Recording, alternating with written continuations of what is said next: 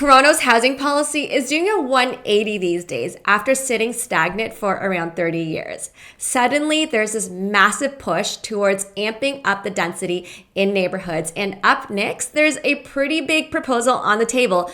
30 units and 6 stories or townhouses on all of the major streets, as highlighted in this map 3 from the city of Toronto. Now, it's not just about the big streets like Bloor or Yonge, it's really about the width of the street. So basically, if you've got 2 lanes on each side of the road, chances are it is considered a major street. The final report got passed last week with the Planning and Housing Committee, and now it's off to City Council for the final approval. So here's what might be changing. Floor space index requirements, basically how much floor space in total a building has compared to its land that it's on, scrapped.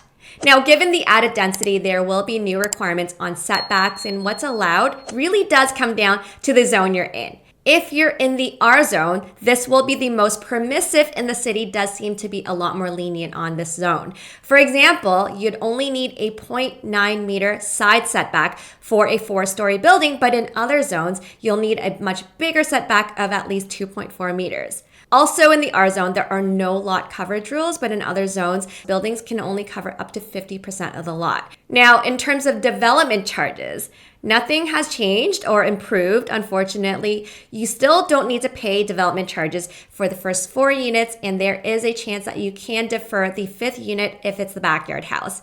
All right, if you're not thinking about building something like this, does this actually really matter to you? Well, to be honest, not a lot of people can take on a big project like this. But the reality is that properties along major streets will have a ton of potential moving forward. Investors are definitely catching on to this already, and if this proposal does get the green light, we can expect even more interest moving forward. So what this means is that homes along main streets will likely outperform other properties in the short to medium term.